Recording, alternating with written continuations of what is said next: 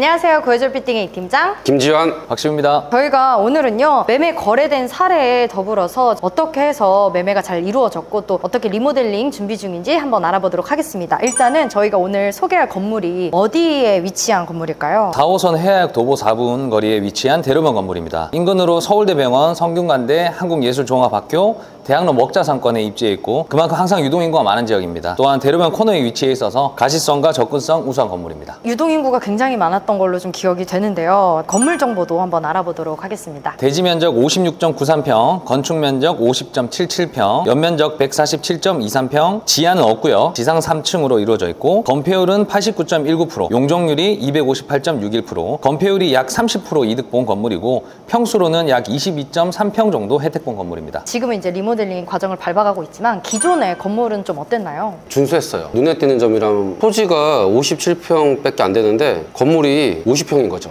어떻게 이렇게 건물이 크게 지어졌지? 옛날에는 이런 경우가 있거든요. 건폐율을 굉장히 전 혜택을 받았다. 처음부터 각인을 했고 보통은 뭔가 혜택을 받았으니까 추가적인 혜택을 못 받을 거다. 건폐율은 혜택 받았는데 용적률은 또 남아있잖아요. 이런 건물에 대해서 어떻게 접근을 해야 되는지 모르시는 분들이 되게 많거든요. 자, 건폐율은 혜택을 받았지만 용적률은 또 찾을 수 있어요. 네, 그래서 저희가 와 좋다 라고 생각을 해서 저는 적극적으로 촬영에 임하게 된 거죠. 기존의 사용 용도는 좀 어땠나요? 1층, 2층은 탐앤탐스에서 임차 중이셨고 네. 3층은 건물주분이 실사용하고 계셨어요. 대형 프랜차이즈가 있다 보니까 명도에 대한 부분을 저희가 좀 고민을 했었던 것 같아요. 명도에 있어서 실력 발휘를 좀 하셨다고 얘기를 들었는데 그 이야기 좀 풀어주시면 좋을 것 같아요. 매도자분이 명도 협의 다 됐다 말씀을 해주셔서 저희가 이제 촬영도 하고 이렇게 했었잖아요. 영상이 촬영되고 이제 업로드 되고 난 뒤에 굉장히 핫했었거든요. 네. 매수자분들이 가계약까지 넣는다고 올리자마자 바로 오는 바람에 제가 이제 매도자분한테 이제 가계약 진행하자고 말씀을 드리고 진행하려고 하는데 갑자기 매도자분이 조금만 기다려달라. 명도 합의를 최종적으로 한번 얘기는 해보고 가계약을 받겠다. 알고 보니까 명도 합의가 다 되어 있던 게 아니더라고요. 이 물건이 공유자분이 7분이셨어요. 이제 저랑 소통하던 공유자분이랑 임차인과 소통하는 공유자분이 또 달랐던 겁니다. 얘기가 전달되다 보니까 이게 좀 다르더라고요.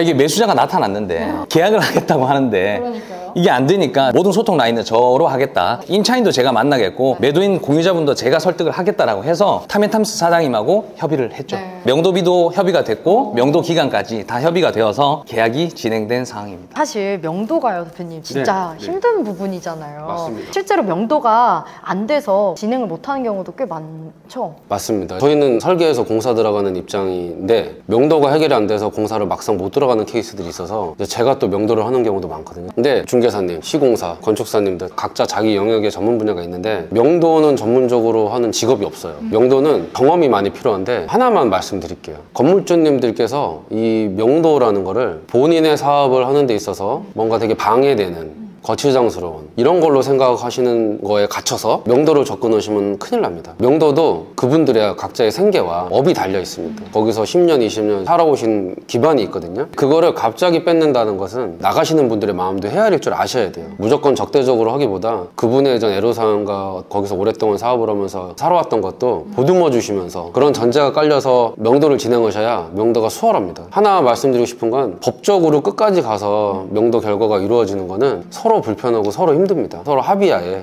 좋게 명도를 보는 게 제일 좋습니다. 명도를 하는 사람이 정말 말 한 끗 차이로 정말 틀어질 수 있는 거거든요. 더 요구할 수도 있잖아요. 아무래도 제가 조금 더 수월하게 이게 가능했었던 거는 제가 임차인으로 제가 사업을 좀 했었지 않습니까? 임차인이 들어올 때는 권리금 주고 들어오잖아요. 그쵸. 나중에 권리를 회수하고 싶단 말이에요. 그 마음도 솔직히 알아줘야 돼요. 매도자분들도 무조건 돈을 조금 낮게 하기보다는 그래도 바닥 권리든 뭐 일단 들어와준 권리든 인정을 해주셔야 이게 수월합니다. 결국에 하나로 딱 통합이 되는 것 같아요. 그분들의 마음을 헤아리는 게 일단 중요하다.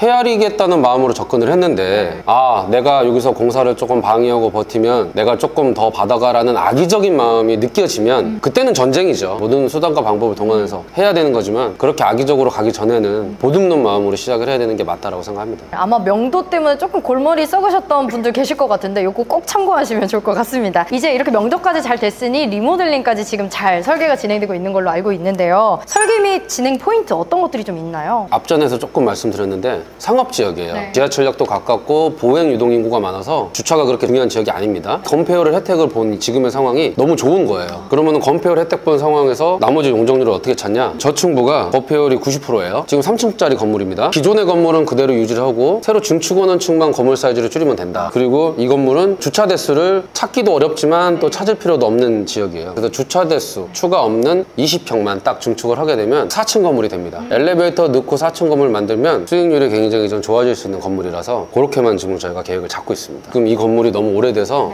건축물 현황도가 없더라고요. 현장 실측부터 진행을 해서 가설계 과정 거치고 있고 조감도가 곧 나올 예정인데 프랜차이즈 커피 브랜드가 괜히 있었던 게 아니거든요. 장사가 굉장히 잘 됐어요. 다만 새로운 매수자 입장에서는 리모델링이 됐을 때 세팅되는 월세와 리모델링이 안 됐을 때 세팅되는 월세 차이가 너무 크다 보니까 명도를 할 수밖에 없는 거예요. 굉장히 장사가 잘 되지만 건물주의 입장에서는 월세를 조금 더 받으셔야 되는 상황이라서 합의하에 명도가 잘 이루어진 건데 새로운 세입자 역시도 대형 커피 프랜차이즈가 충분히 들어올 것이고 또 주변에 이제는 병의원 포진이 돼 있는데 없는 진료 과목들이 또 있잖아요. 충분히 병원 의원도 들어올 수 있고. 과연 이 건물이 어떤 이유 때문에 매매가 된 건지 그 이야기도 나눠볼게요. 이사님께서 생각했을 때 이 건물이 어떤 이유에서 어떤 포인트에서 이렇게 매매가 잘 될 수 있었던 걸까요? 최고의 포인트는 건폐율이 90%라는 점은 대표님 워낙 말씀을 잘 해주셨지만 그게 가장 일단 크고요. 이 대지 같은 경우는 대지의 반 이상이 상업지입니다. 나머지가 이제 이종이고 그리고 40억대 금액으로 상권의 대로변 건물을 매입할 수 있다는 게 정말 매력적이거든요. 저렴한 평당가는 뭐 물론이고 주변 건물들에 비해서 또 높은 층고도 있고요. 다양한 업종 구성이 가능한 상부층까지 좀 살아 있을 수 있는 상권이라는 점이 장점 너무 많습니다. 자, 이런 포인트들 때문에 매매 계약이 잘 된 것도 맞을 텐데요. 사실 어떤 건물이든 장점이 있으면 단점도 있기 마련이잖아요. 이 건물에 좀 아쉬운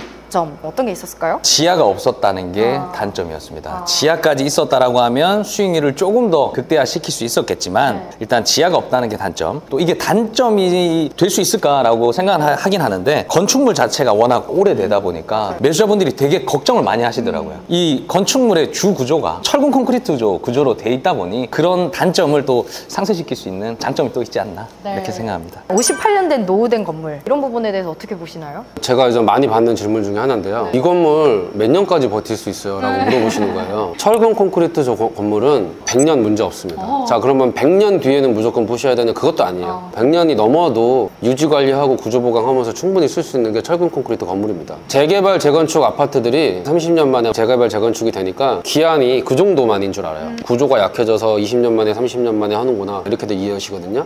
그게 아니고 지금까지 여러분들이 보신 재개발 재건축은 경제 논리에 의해서 수명이 20년, 30년밖에 안 간 거예요. 더 용적률 건폐를 올려서 더 높게 져서 수익성이 나니까. 건물의 본연의 튼튼한 구조적인 걸로 보면은 철근 콘크리트 건물은 100년 이상 문제 없습니다. 그리고 하나 오해하시는 것들 중에 하나가 노후된 건물을 리모델링해서 하는 거다 보니까 이 리모델링은 자칫 그냥 우리 보수하는 정도로 생각하시고 아 노후된 거를 그래도 보수하면 신축보다는 떨어지지 않을까라는 생각하시는 경우들이 있는데 이 부분도 조금 덧붙여서 설명해 주시면 좋을 것 같아요. 저희가 대수선이라는 국가에서 요구하는 적합한 절차를 거치게 되면 구조기술사님이 건물에 와서 구조 진단을 해서 건물의 상태를 확인을 합니다. 그 안에 철근 간격은 어떤지, 철근은 안 빼먹었는지, 두께는 어떤지 휴대용 엑스레이 기계로 찍어서 건물을 측정을 하고요. 기계로 강도 체크를 해가지고 철근 콘크리트 강도가 얼마까지 유지되고 있는지 다 체크를 합니다. 그렇게 해서 추가적인 구조 보강을 하는데 그 구조 보강을 하는 기준이 어떻게 되냐? 신축처럼 튼튼해야 돼요. 아, 그러니까 지금 최신의 기준인 거죠? 네, 내진 설계까지 마무리되는 수준으로 구조 보강이 이루어져야 대수선 준공이 떨어집니다. 김 전 대표의 양심을 믿고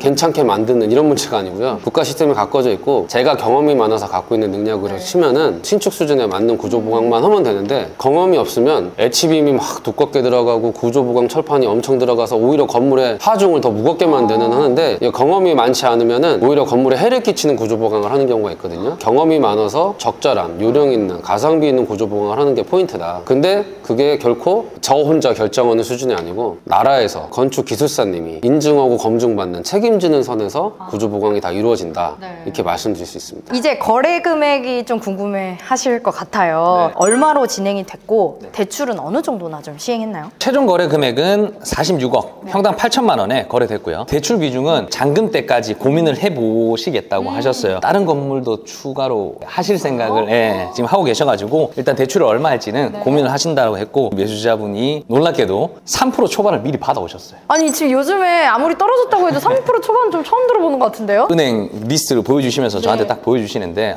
다 3% 초반이더라고요. 이게 사실 말로만 들으면 이해가 안 가요. 기준금리가 3.5%인데 어떻게 5.2% 이하인가. 앞으로 금리가 3% 이하로 더 떨어질 걸로 예상을 하니까 은행에서는 고객을 미리 선점하는 겁니다. 지금 대출이 일으키면은 3년 4년 확정으로 영업을 해놓는 거잖아요. 그러는데 내년 가면은 3% 이하 더 떨어질 것 같으니까 고객분들이 미리 잡아놓는 거예요. 그래서 지금이 되게 좋은 기회일 수 있습니다. 인근의 시세는 좀 어때요? 실질적으로 대로변은 다 1억 초중반까지 올라가요. 그럼 진짜 싸게 사신 거네요. 그리고 물건 자체가 없어요. 이 주변이 실거래도 많이는 안 돼 있고 대학로 안쪽만 조금 이제 거래가 되는 게 많고, 일단 물건 자체가 귀합니다. 그 지역 자체가. 어느 거리에든지 갖고 있는 공통점은 뭐냐면 2면도로, 3면도로, 4면도로는 거래가 활성화되어 있어요. 근데 대로변은 항상 거래가 잘 안 돼요. A급, 이 좋은 건물들은 팔질 않아요. 그 좋은 건물들은 대부분 대로변에 있기 때문에 대로변의 거래는 별로 없다. 그래서 대로변에 정말 좋은 건물이 나오면 빨리 잡아야 된다. 그렇게 말씀드릴 수 있을 것 같아요. 대로변에 물건도 없는데 2천 그럼 정도 싸게 사신 거예요? 네, 6천만 원 정도는 그냥 기본 안전마진으로 가져가는 거죠. 리모델링 이후에 예상되는 임대 수익은 어느 정도나 예상하시나요? 현재도 각종 F&B 소매점, 병의원으로 좀 꽉 차 있는 만큼 향후 임차 업종도 가시성 좋은 좀 대로변인 점을 좀 활용을 해서 프랜차이즈나 병의원으로 임차 구성을 좀 제가 추천을 드렸고요. 임대료 시세를 저희가 구축 기준으로 조금 조사했을 때는 좀 천차만별이긴 합니다. 1층은 17만 원에서 26만 원, 2층은 11만 원에서 17만 원, 3층이 9만 원에서 11만 원 정도. 그리고 주변에 통임대로도 맞추고 있는 곳이 바로 물건지 근처에 있던데 거기도 지금 구축 기준인데 12만 5천 원 정도로 일단 맞추고 계시더라고요. 저희 물건 어차피 리모델링 공사 들어갈 거고 완전 신축급의 멋진 건물이 탄생할 건데, 이 건물에는 보증금 2억에 월 임대료 2천만 원 정도를 예상을 했고요. 요거는 통임대 기준 평당 임대료 12만 원 정도로 보수적으로 좀 잡았다라고 보셔도 될 것 같습니다. 그러면 이렇게 임대 계약까지 끝나고 나면 건물 가치 어느 정도나 될까요? 리모델링 후에 예상한 것처럼만 구성이 된다고 하더라도 평당가 한 1억 3천만 원, 매매가 74억으로 매각하시면 시세 차익은 약 14억 정도가 발생합니다. 빠른 엑시트를 하는 방향도 있지만 수익성이 잘 나오는 건물이면 뭐 굳이 엑시트를 하셔야 될까요? 제가 봤을 때 장기적으로 끌고 가도 건물의 가치는 결국에는 대로변이다 보니 훨씬 올라갈 만큼 더 올라갈 수 있지 않을까. 제 생각에는 아마 계속 가지고 계시지 않을까라는 생각이 듭니다. 자, 이렇게 저희가 매매부터 리모델링 밸류업 되는 과정까지 쭉 이렇게 설명을 드려봤는데, 매도하신 분께서 아니 이렇게까지 빨리 팔릴지 몰랐다. 남들은 빨리 팔려도 내 건물은 막상 안 팔리는 게 현실인데, 아 이렇게 투자하면 내가 이런 결과물을 얻어가겠다라는 게 일련의 과정으로 쭉 보였기 때문일 것 같은데요. 이 영상 보시면서 아니 내 건물도 이렇게 실제로 어떻게 밸류업 되는지 직접 받아볼 수 있나? 라고 하시는 분들 아래 번호로 연락 주시면 저희가 이런 시스템을 활용해서 또 도움을 드릴 수 있으니까, 내 건물 빠르게 좀 매각하고 싶다 하시는 분들 아래 번호로 신청 주시면 될 것 같고요. 또 내가 원하는 건물의 사이즈나 형태, 또 혹은 금액대가 있으시다 하시는 부분들도 저에게 연락 주시면 그에 맞춰서 저희가 또 잘 찾아드리도록 하겠습니다. 참 건물 투자라는 게 쉽지는 않은 것 같아요. 아 좀 누가 맡아서 처음부터 끝까지 해줬으면 좋겠다라는 마음을 항상 가지시는 것 같은데, 그래서 저희가 진행하고 있는 프로젝트들이 있죠. 인생 빌딩 찾기 프로젝트가 정확히 어떤 걸까요? 옛날에는요, 건축 인허가 받아서 공사 지으면 됐어요. 어떤 형태의 건물을 어떻게 용도로 지으면 되는지도 뻔했습니다. 근데 지금은 고민할 것도 많고 시공 프로세스도 너무 복잡해졌어요. 심의도 뭐 한두 가지도 아닙니다. 이 모든 절차들을 일반 건물주께서 밟아 나가실 수가 없어요. 안 그래도 고금리 시대라 들어지면 들어질수록 손해입니다. 그래서 저희 같은 이전 회사가 타이트하게 관리를 해드리면서 의사결정에 도움을 드리고자 저희는 모든 프로세스 과정 하나하나를 이해하실 때까지 설명드립니다. 납득시켜드리고 결정하실 수 있게 합니다. 덮어놓고 저 믿고 투자하세요, 이게 아닌 거죠. 저 믿고 투자하세요 라고 하는 거가 과연 그렇게 되냐는 거죠. 투자를 해서 손해를 봐도 건물주가 손해를 보시는 거고, 벌어도 건물주가 버시는 거예요. 어떤 식으로 좀 찾아주시나요? 저희 자체적으로 데이터베이스를 통해서 좋은 매물들을 많이 발굴을 하고 있고요. 그런 물건들이 이제 발굴이 되면 사업성 검토를 해요. 자금 스케줄을 짜고 밸류업을 했을 때 그 임대차를 맞춰가지고 수익이 날 수 있는지 최저가 금리로 할 수 있게끔 유능하신 지점장님들하고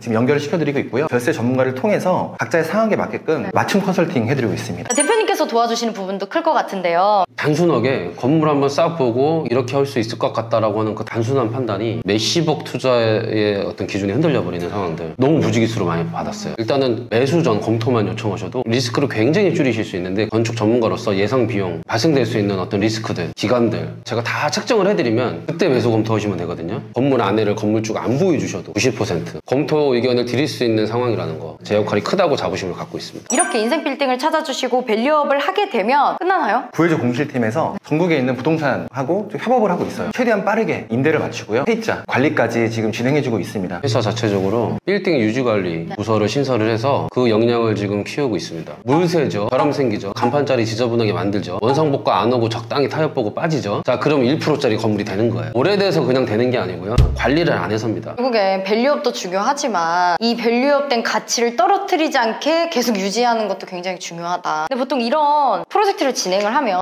컨설팅이라고 해서 비용을 좀 받더라고요. 저희는 컨설팅 비용을 받질 않아요. 투자자분들이 병원의 원장님도 계시고 뭐 로펌에 계시고 다들 저는 머리 좋고 똑똑하신 분이니까 숨길 수 없어요. 저희 구조를 알려드리자면요, 중개팀에서는 중개 수수료만 받으면 됩니다. 공사팀은요 수익률 10%만 나면 돼요. 그걸로 충분합니다. 같은 저희 건물 안에서 중개팀, 공실팀, 매각팀, 건축사님 위에 계시고 우리 디자인팀 상주에 있으니까 일이 어렵질 않으니 굳이 추가적인 비용도 안 받아도 되는 겁니다. 제가 그런 구조를 갖춰놨습니다. 건물을 찾고 싶은 분들도 계실 텐데 혹은 노후 건물을 갖고 계신 분들도 계실 것 같아요. 내 건물이 혹시 인생 빌딩이 되진 않을까 검증해보고 싶으신 분들도 저희 시공자로 연락 주시면 저희가 또 체크해드리도록 하겠습니다. 그럼 저희는 다음번에 더 좋은 건물 또 좋은 현장에서 인사드리도록 하겠습니다. 안녕.